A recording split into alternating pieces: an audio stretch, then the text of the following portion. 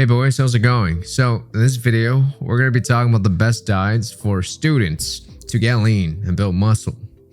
Now, first off, I've recorded this video like 5 times, and every single time I would get way too scientific, and I find myself saying, if I speak in such sciencey level of languages, it'll probably fly right over your head. So I'm gonna try to simplify everything down so that you can just take what I say and run with it as simple as possible. Okay, first off, why should you even listen to me besides I'm super handsome? Well, I've been everything, bro. So at one point I was skinny. This is when I was a lot younger, 14, 15. I got up to the point when I was skinny fat, which is 2 years ago when I was 20, 21. I'm 23 now, by the way. But at that time, I reached a very low point of my life. I was gaming most of the day. So that's like 16 hours a day. And then I was jerking off a lot too. And then I ate terrible food. I barely ate most of the days just because I was just skipping meals due to my video game usage. I got up to the point where I had tits and my gut was sticking out like a sore thumb, as you can see here. And then I was like, I don't want to live like this anymore. So I committed to quote unquote a dirty bulk. At the time, my logic was that influencers and people on YouTube were encouraging you should bulk if you don't have any muscle. So I was like, great idea. So I dirty bulked for about a year, got up to 178 pounds, looked like shit and felt, well, like shit. So I was like, let's cut down weight. But the thing is, I didn't cut down weight. I actually just quit halfway in. Thing is, with a dirty bulk, you get up to the point when you're super heavy, and because you're eating such low quality food, you're not going to be able to think straight. You're going to have brain fog almost every single day, and you will do things that will sabotage your progress. For me personally, that was ego lifting and fucking up my joints to the point when I can't even roll my wrist like this, right? But for 6 months, I didn't lift and I just didn't eat a lot. So I lost around 17 pounds. This is sometime last year when I was like, fuck, let's get it up again, because the dark thoughts were coming back at this point. So I went on what's known now as a recomp diet with an extra meal. I'll tell you a little bit more about what a recomp diet is, but let's just say this was a bulking diet, okay? I was eating at a very high surplus.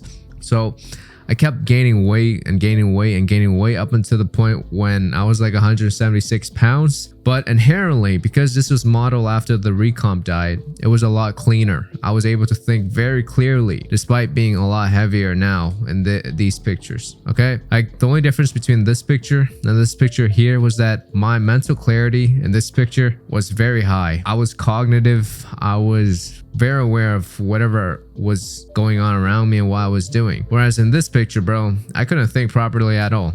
Okay, so up until the point when I was 176 pounds, I told myself I gotta do something to gain authority in the videos that I make, right? So I decided, let's drop a bunch of weight and actually cut down to the point where, you know, my body is that of a Greek statue or Baki or Brad Pitt, right? And that just meant for me dropping close to 24 pounds in 60 days. That was the 60-day glow up challenge. On that challenge, all I did differently was basically just take out this extra meal, did 10k steps a day, and train 3 days extra. Now, I didn't document this, but for the next few months after the 60-day glow up challenge, I pretty much ate the same thing. So I was on the recomp diet and I more or less walked 10,000, 20,000 steps a day, and I was training anywhere between 3 to 6 days a week. I got up to the point when I was 143 pounds ish. I didn't actually track my weight or track anything I do during this time. I knew that I was losing weight and I was getting leaner. I didn't feel that hungry either. So I kept leaning down. Now, about a month or 2 months ago, that was when I took these pictures, okay? I decided, let's bulk up. So the way I bulk up, or the way I gain weight, is eat the recomp diet with an extra meal. You know, from this picture to this picture to this picture, I was on the recomp diet with an extra meal. And this was my starting point last time. The starting point this time around for me is this, right? So obviously, I've gained close to 15, 18 poundish right now, but I still have a lot of definition. Yeah. I'll probably lose the definition when I'm really fat at like 170, 165-ish, but we're gonna see. But anyways, bro, that's why you should listen to me. I've been through it all. I've been jacked, I've been lean, I've been fat, skinny, whatever you can name it. Okay. If I knew what I know now about a body transformation, I would have been jacked when I was a student. All right. When I was 18, that could have been my prime, but you know, beggars can't be chooser. And I decided to change when I'm 23. Okay. So first thing you got to know is it's 3 starting point of a body transformation. Pinpoint where you are at right now. Are you skinny? Are you skinny fat? Or are you fat? Right? Skinny fat is the middle stage between being skinny and being fat. You know, the difference between being skinny and fat is how much food you're eating. And the difference between being skinny and skinny fat is your metabolism level. Okay? Anyways, whenever I talk about metabolism, think of these things, okay? Breaking down nutrients, building, repairing, digesting food, eliminating waste, controlling body temperature, contracting muscle, functioning of the brain and nerves. All of these things uses energy, therefore it burns calories. However, particularly, we're going to be focusing on breaking down nutrients, building and repairing, and also digesting food right here, okay? I don't know. So it's going to look like this, these big 3. And all of these things has to do with insulin. To talk about insulin, just know that it determines what style of eating you should eat. If you're skinny fat, chances are you're highly resistant towards insulin. If you're skinny, you're probably very insulin sensitive. So imagine this is like the range, right? Of whether you have low or high insulin sensitivity. Let's see, give me a pen. If you're skinny, your insulin sensitivity is very high, right? That's why you're in this upper range right here. If you're skinny/fat, skinny fat comes right before fat. Your resistance towards insulin, that's why your sensitivity to insulin is relatively low. And if you hit a very low point, this is when you develop type 2 diabetes. Type 2 diabetes, people that have these generally don't have enough insulin receptors within their body so that they don't use insulin efficiently. Now, the idea here is for skinny people, we want to decrease your sensitivity to insulin. For fat and skinny people, we want to increase the sensitivity to insulin. Right here, the middle point is where you want to be at, okay? So anyways, now that you have a general idea of insulin sensitivity, okay? Let's go back to the style of eating. If you're skinny, chances are you're insulin sensitive. Ideally, you want to snack to spike your insulin level every 1 to 2 hours. Do this long enough, maybe 30 to 90 days. It depends how fast your metabolism is, right? You can get to a point where your metabolism is a lot slower and you can see constant weight gain at that point. You don't want to make this a habit that you do long term though. If you do this long term, you might just develop type 2 diabetes, right? So don't do that. And then if you're skinny fat/fat, this is what I recommend you to do. Just because you have insulin resistance or you have very low sensitivity to insulin, same thing really. You want to fast, intermittent fast. This just means don't eat for 16 to 20 hours. And over time of not snacking a lot and eating all your meals in a short amount of time, it's going to be very easy for you to stay lean, right? Up to a certain point, you're going to become sensitive to insulin again.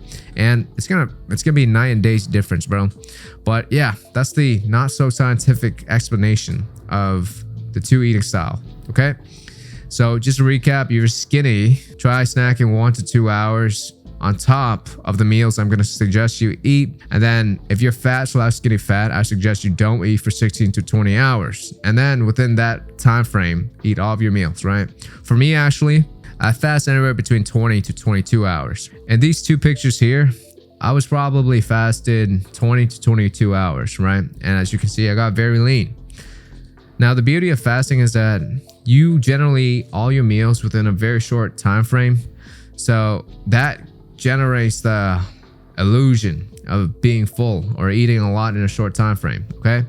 So yeah, that's what I recommend. Intermittent fasting or reverse intermittent fasting, depending on what stages of body transformation you're at. And then let's go on to body goals.